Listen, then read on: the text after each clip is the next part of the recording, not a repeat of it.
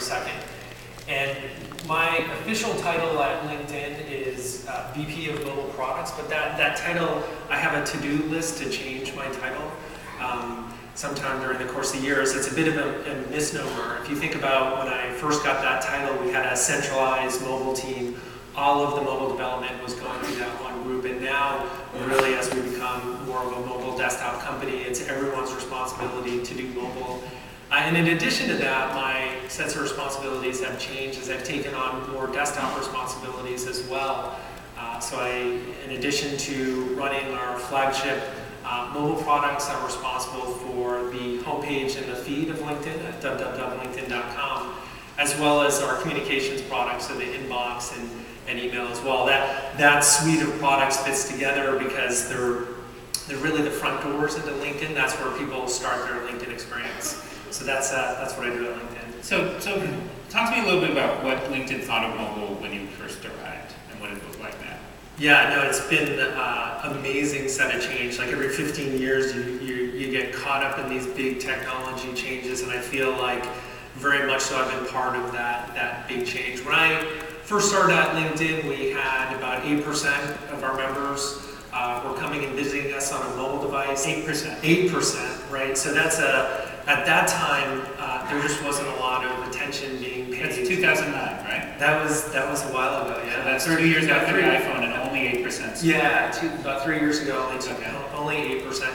Today, that's at 43%, and sometime this year we'll reach our mobile moment where 50% or more of our traffic will come from a mobile device. We can see, if we look across the international landscape of LinkedIn members, people in Sweden, Singapore, UK, those are examples of countries that have already tipped. They've already gone through that mobile moment.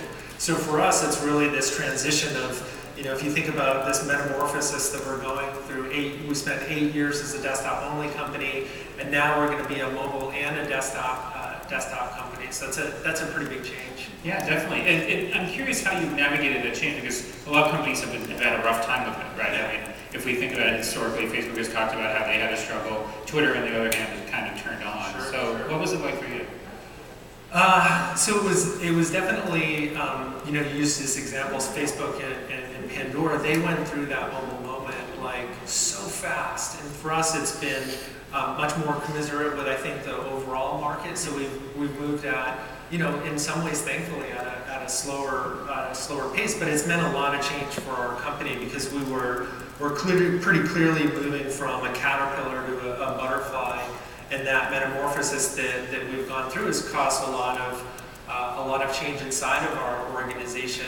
For the last year and a half, my primary focus has been to lead our company through what we call Mobilize. And Mobilize is to try to make us, make sure that we get through to that mobile moment in a very effective way. And when we think about what's in that Mobilize program, we've simplified it down to just 3 Ps. So we talk about people, product, and platform.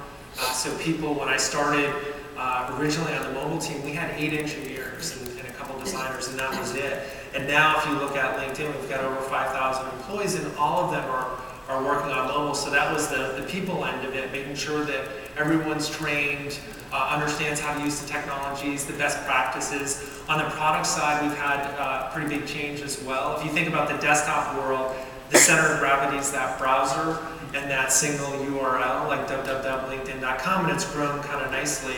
But in the app world, we've got multiple apps. So our belief is we shouldn't have one big monolithic app, but we should have a series of apps, a collection of apps to help people be productive and successful. You have like 6 now, right? We have 6 apps now, yep. And another change on the product side is, and this was something that all of us are going through, is like you have a monetization vehicle that worked really well on the desktop. So we've taken our 3 monetization vehicles and we've brought them over to the mobile side. And then the final change is around platform, right? Like think about it, you've got a company for 8 years that all engineers and product people and designers know how to build awesome web properties, but now we need to make sure that we have a platform that will allow them to build great mobile apps. And we also, in a multi-app world, we need to ensure that those apps can tie together nicely. so simple things like, cross-linking between applications, or if you have our flagship app, but then you decide that you want to use our Pulse News app, you shouldn't have to log in again. The phone should smartly say, hey, there's single sign-on with one click. We know, hey, Ian, you want us to bring over your preferences and log you into the newly downloaded news app. So we spent a lot of time on those 3 keys as we've tried to mobilize LinkedIn. I feel like that's something that I complained about for years, that I had to log in 100 times for the same. Why is it that it feels like it's only happened recently that anyone's actually been able to take that on? And now I feel like a lot of apps do it, but it's taken forever. Yeah, it's at some level, you really want it to be part of the operating system itself, and you see that as part of iOS, right? Like if you want to log in with Twitter or log in with Facebook, they do some convenience features. But there's a whole world of companies that are moving towards a multi-app strategy, and everyone winds up having to solve the same problem. So for us, LinkedIn, we've built an SDK that we use internally for our own apps to solve that single sign-up. But at some degree, I think you're right. You really want to just relegate it off to the operating system. Well, I don't care who does it. I just want to use it. Of course. So one of the apps that you guys have is this job search app, right? That you guys just put out. Do people really apply for jobs on their phones? Because I can't imagine doing that myself. Yeah, no, absolutely. So Job Search, our newest app, it was born about 3 weeks ago. I think on June 19th, something like that. We've had, if you look at our flagship app, LinkedIn.com, raise the hands, everyone using the LinkedIn.com app. Come on, get them up there. Let's go. At least they're listening. Yeah, exactly. I want you to go stop what you're doing, go to your respective app store, look up LinkedIn.com, download it right now. We'll wait for you, okay?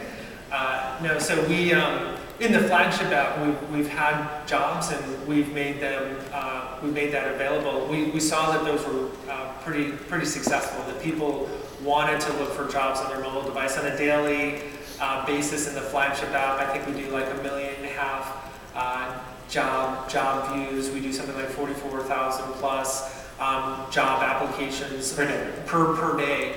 And when you go and you talk to our members and you're like, hey, why would you look for a job on this 3.5-inch, 4-inch screen when you can have this big desktop? And their answer is really interesting. A number of people came back and said, hey, I show up to work on like a Monday or Tuesday and like I'm not particularly happy, and I want to search for my next job, but I don't want my colleagues walking by and seeing that I'm job searching. So it's a discrete way to actually search for a job. Our job search app is actually kind of a strategic doubling down for us in the job space. Traditionally, LinkedIn has been a place where we have what's called passive job candidates. Some of the smartest people in the world aren't actually looking for a job right now, but if you put a job in front of them, like if you're visiting LinkedIn and on your screen you see a job recommendation, then maybe you'll look at that. That's called passive.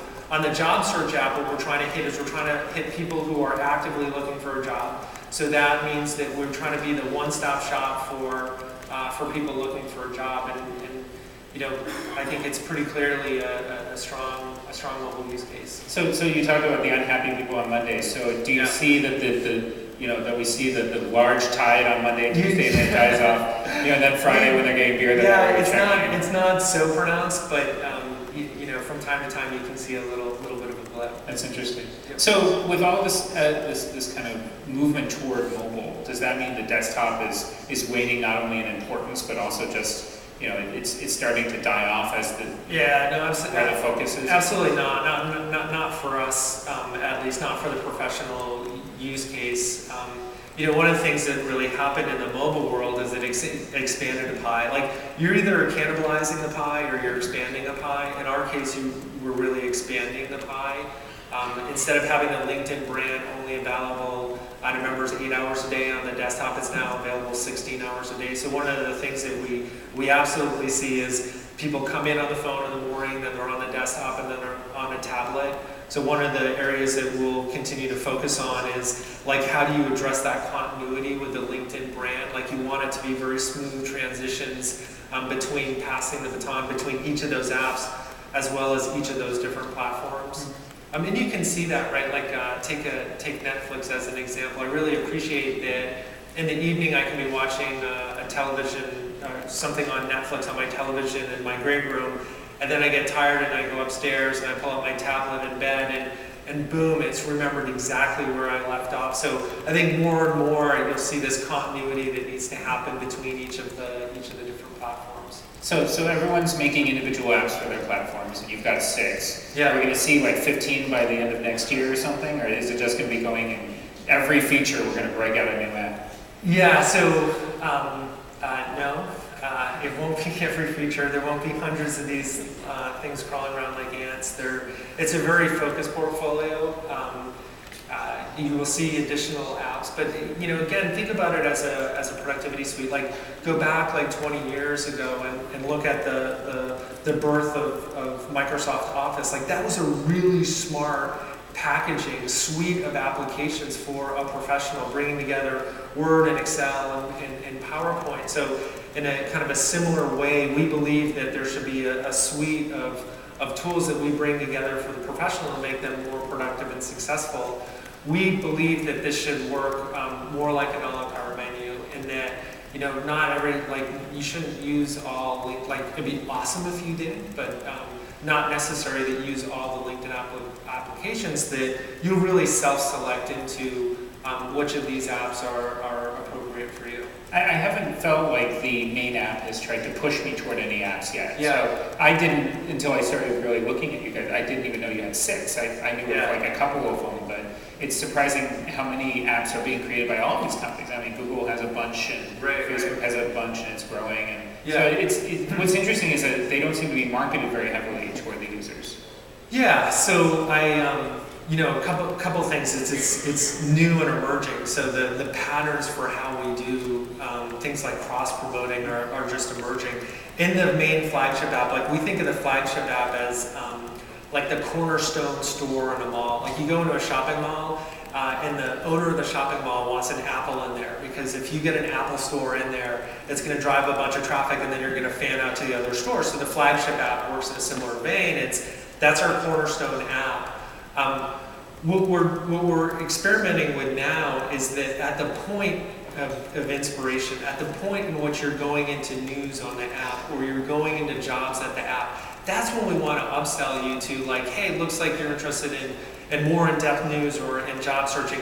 Did you know that we have an app? So some of that cross-promotion is in the app now, some of that cross-promotion is coming, but you'll see more of that. You'll see us do a better job at that. And not just LinkedIn, you'll see like an entire industry as it learns, like, what are the effective patterns for cross-promoting and making awareness of that multi-app strategy. I mean, we're all working and learning together. I'm curious, the other part of it is that jumping from app to app can sometimes be disjointing. Like, if I think about when I'm using Facebook, I hit the messenger icon, I'm suddenly kind of pulled out and I'm popped into that app, and then when I'm done, I'm popped back in, and it's somewhat a little jarring. Yeah. Is there are you guys thinking about that and how to handle that type of stuff? Look, I think that's one of the fundamental things that needs to be solved in the mobile app world. Like, if we look at what's one of the magic pieces of the internet, it's that we can seamlessly interconnect, right? It's that you can have an href on any web page, and that I can be on Google and I can href over to LinkedIn. I don't have to call up LinkedIn and say, hey, I'm going to be sending some link over there, and let's have this pre-arrangement. It just happens, right? And when you look at the mobile world, everything is very siloed in these apps, and that we have things on Android and Intense that allow us to do this what I would call cross-linking, but we need to do better. That's another one, going back to this platform that LinkedIn's built internally for itself. We have what's called a cross-linking library.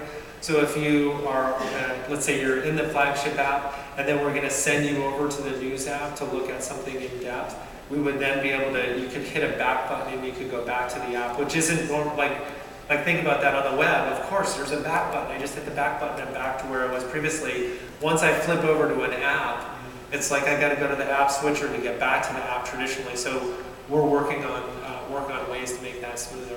Are you finding that normal people, right, non-techie people are really getting attracted to these apps, or is it mostly like the app collectors like myself? Yeah, no, apps are, they're very specific for a demographic and a use case. So people are discovering them. It's not just a techie thing. Like, I'll give you an example. 60% of our revenue comes from what we call our talent solutions business, Right. and that's helping people who are recruiting for companies to recruit talent into their companies.